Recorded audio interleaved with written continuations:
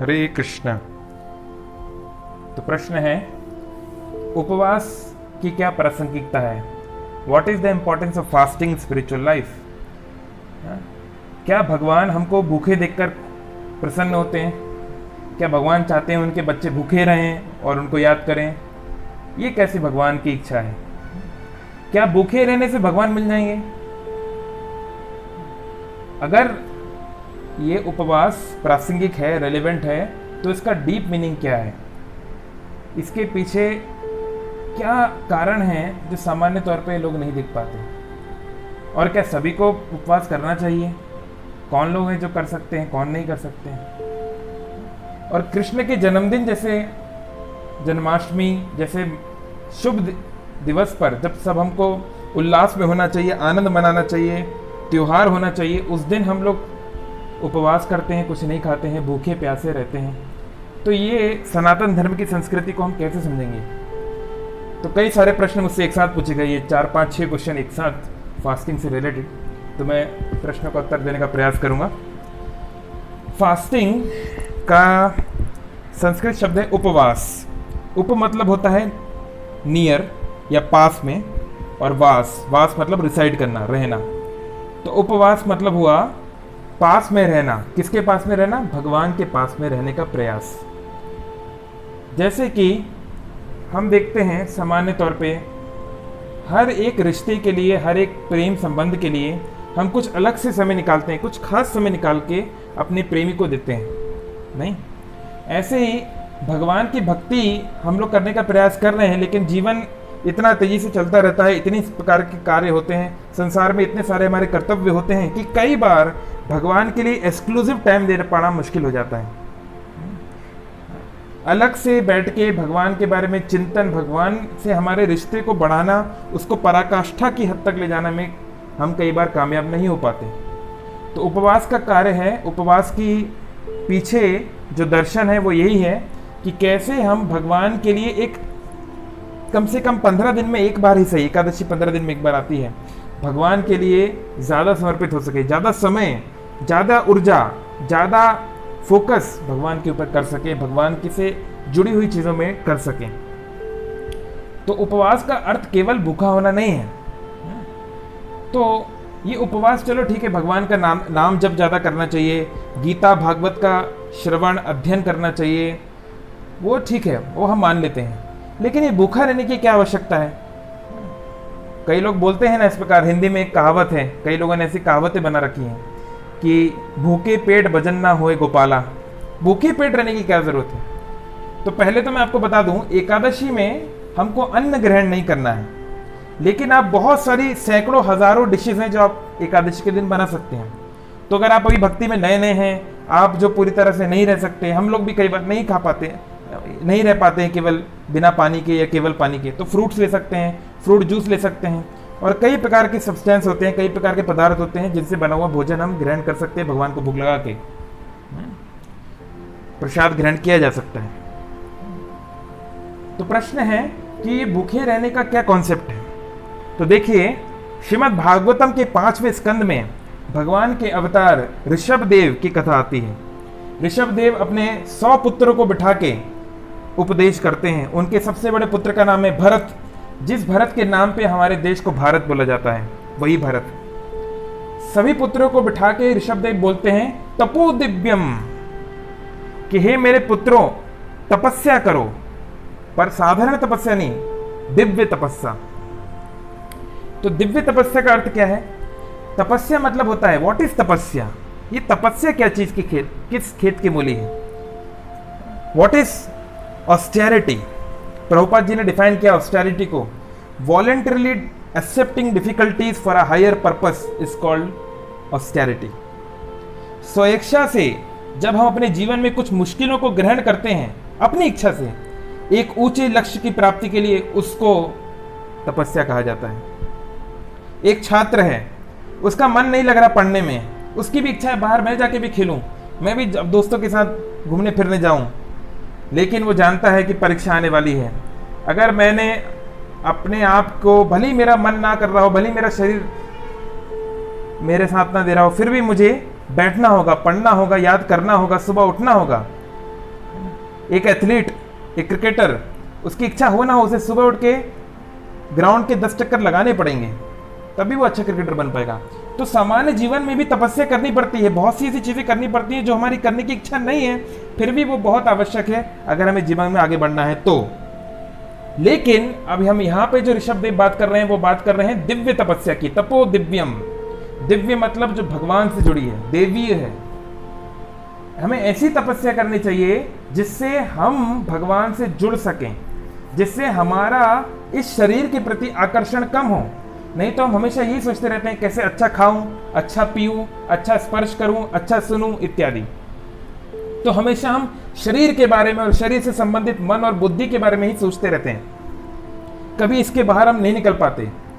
लेकिन हम ये शरीर नहीं है, एक दिन ये शरीर छोड़ना है, तो शरीर से अपनी हमारी आसक्ति को हटाना है। ये जो नॉट है इसको धीरे धीरे काटना है, और इसका काम करते हैं ये उपवास के तपस्या। आज मेरा उपवास है, आज मैं गेहूं नहीं खाऊंगा। कोई चाहे मेरा फेवरेट चाहे पिज्जा हो, चाहे पानी पूरी हो, चाहे कुछ भी हो, वो कोई मेरे सामने लाके भी रख देगा तो भी मैं इसको ग्रहण नहीं करूंगा। तो भक्ति विनोद ठाकुर बताते हैं उपवास करने से मन के ऊपर हमारा कंट्रोल बढ़ता है, मन के ऊपर हमारा कंट्रोल बढ़ता है। तो फास्टिंग जो पार्ट है, उपवास का जो एक एस्पेक्ट है, एक उसका अंग है, वो है ये तपस्या। लेकिन फास्टिंग केवल इसके बारे में नहीं है। और दूसरा, हम लोग फैनेटिकली करने को नहीं बोलते हैं, हम लोग आंख मूंद कर फास्टिंग करने को नहीं बोलते हैं। अगर आप डायबिटीज़ के मरीज हैं, अगर आपको ब्लड प्रेशर की प्रॉब्लम है, अगर आपको हर 3-4 घंटे में कुछ थोड़ा थोड़ा लेना पड़ता है भोजन, तो आप ले सकते हैं। ऐसे हज़ारों प्रोडक्ट्स हैं, साबुदाना से लेके बहुत सी चीज़ें हैं, मोरधन से लेके, जो आप यूज़ कर सकते हैं एकादशी के दिन भी। हम आप कहेंगे तो हम आपको लिंक भेज देंगे इस्कॉन डिजायरी में। सैकड़ों आइटम आप बना सकते हैं एकादशी के दिन भी, कोई कमी नहीं है। और दूसरा, इससे मैं भी अब प्रश्न उठता है कि क्या भूखे रहने से भगवान खुश हो जाएंगे? नहीं, भूखे रहने से भगवान खुश नहीं होंगे। अगर आप जंगल में चले जाओ और खाने को कुछ नहीं मिले और आप भूखे भूखे होकर मर जाओ, तो क्या भगवान उससे खुश हो जाएंगे? नहीं। मैंने जैसे बोला, हम भूखे क्यों रह रहे हैं, हम जानबूझ के भूखे क्यों रह रहे हैं? ताकि हमारी शरीर के प्रति आसक्ति कम हो। एक जमाना आएगा जब हम वेंटिलेटर पे होंगे, जब हमारी शरीर हमारा साथ नहीं देगा, खाने की इच्छा होगी पर शरीर खा नहीं पाएगा। मेरे साथ ये हो चुका है, अपने छोटे से जीवन में मैंने देखा है। जब मुझे डेंगू की बीमारी हुई थी बैंगलोर में, आज से 2 साल हो गए करीब, तो लगता था कि कुछ खा लूं, बड़ा कमजोर लगता था। इतना कमजोर हो गया था मैं कि खड़ा नहीं हो पा रहा था। मुझे मेरे साथ में हमारे बेस के कुछ भक्त उठा के ले गए थे अस्पताल, इतना कमजोरी आ गई थी। पहले डेंगू हुआ, फिर कुछ दिन बाद वायरल हुआ। तो कहने का तात्पर्य है कि इच्छा थी कि चलो खाना चाहिए, लेकिन थोड़ी सी इडली डालते ही शरीर एक्सेप्ट ही नहीं करता था। तो देखिए, धीरे धीरे शरीर कमजोर पड़ेगा। शरीर से हमारी आसक्ति को छुड़वाना प्रकृति हमारे साथ वैसे भी करती है। इसलिए एकादशी के दिन हमारे पास ये मौका है कि हम समझें कि कैसे शारीरिक चेतना से हम ऊंचे हैं, शारीरिक चेतना से हम अलग हैं। इसको रियलाइज करने का ये मौका है। तो ऑफ कोर्स इसलिए एकादशी का व्रत ऐसा बोला जाता है कि 8 साल से छोटे बच्चों को करने की आवश्यकता नहीं है। बहुत छोटे बच्चे जो हैं, जिनकी उम्र 8 साल से कम है, उनके लिए ये इसको नहीं बताया जाता है करने के लिए। और जिनकी उम्र 80 साल से ज़्यादा है, बहुत वृद्ध लोग हैं, उनको भी करने की आवश्यकता नहीं है। तो क्या भगवान हमको भूखे देखना चाहते हैं? तो वही बात है, भगवान ये नहीं देख रहे हैं कि आप भूखे हो कि खाए पेट हो। भगवान ये देख रहे हैं कि आप अपनी आध्यात्मिक स्थिति में आने के लिए कितने इंटरेस्ट हो। गीता में भगवान बोल रहे हैं ना, यम यम वापि स्मरणम भावम, ये यथा माम प्रपद्यन्ते, जो जैसे जिस प्रकार से मेरे साथ संबंध बनाने का प्रयास करता है, मैं उससे वैसे डील करता हूँ। तो एकादशी का डीप मीनिंग या गहरा अर्थ यही है कि ये माधव तिथि भक्ति जननी, ये भक्ति जननी है। भक्ति में अनुकूल, भक्ति का अनुकूल वातावरण, माहौल इस दिन है, क्योंकि सभी भक्त मिलकर इस दिन फास्टिंग कर सकते हैं। और जैसे मान लीजिए जन्माष्टमी का दिन होता है, जो तो जन्माष्टमी का जो दिन है हमारे लिए तो उल्लास का दिन है, त्यौहार का दिन है। मंदिर में लाखों लोग आते हैं उस दिन इस्कॉन के मंदिरों में, और हम सभी को प्रसाद देते हैं। लेकिन हम लोग रात तक फास्टिंग करते हैं, क्यों? क्या बात है? हाँ, तो हम लोग जो हैं, ये इसका उदाहरण शास्त्रों में दिया जाता है कि एक जो पतिव्रता स्त्री है, एक पतिव्रता स्त्री जब तक अपने पति को नहीं भोजन करा देती, बच्चे को नहीं करा देती, तब तक वो नहीं खाएगी। दिन भर से बेचारी वो लगी हुई है, उसने खाना बनाया, सब्जियां काटी, बर्तन धोए, घर का सारा काम किया, वो तो सबसे ज़्यादा भूखी तो वही है। फिर भी क्योंकि उसका प्रेम है अपने पति के प्रति, अपने बच्चों के प्रति, तो पहले उनको खिलाएगी और फिर खाएगी। तो ऐसे ही हम भी भगवान के अच्छी दासी बनना चाहते हैं, दास बनना चाहते हैं। हम भी चाहते हैं कि हमारा भी भगवान के प्रति वैसा प्रेम आए।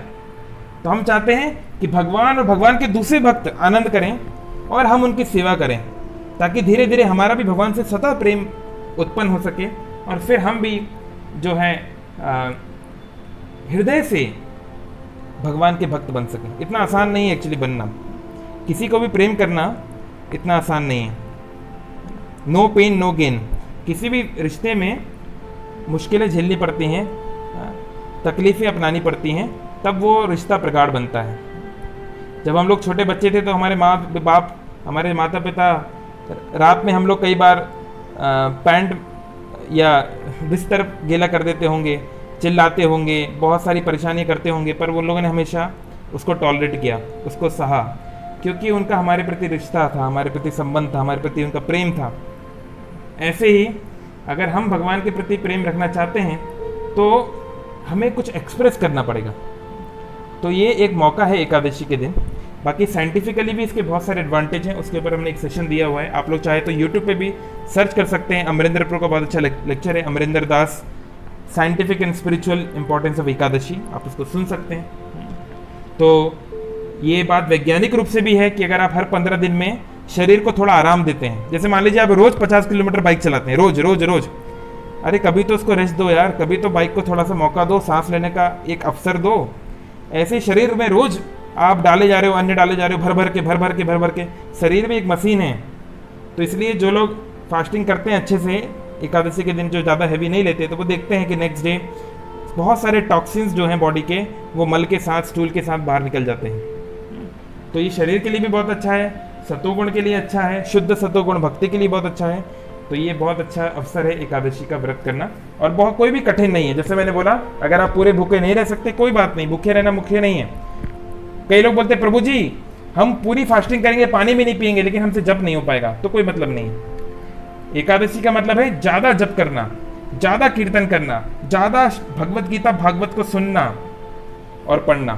तो अगर आपको लग रहा है कि पानी पीने की जरूरत है, फ्रूट जूस लेने की जरूरत है, फ्रूट्स लेने की जरूरत है, कुछ साबूदाना इत्यादि की खिचड़ी, खीर इत्यादि जो भी बनाना है आप वो बना सकते हैं, आप उसको ले सकते हैं। बस मुख्य बात है कि ज़्यादा भक्ति के जो नव यंग हैं, श्रवणम कीर्तनम, इसको अच्छे से करने का प्रयास करें। तो मैं उम्मीद करता हूँ कि मैं शॉर्ट में बता पाया हूँ इसकी इंपॉर्टेंस। अगर आपको और कोई क्लैरिफिकेशन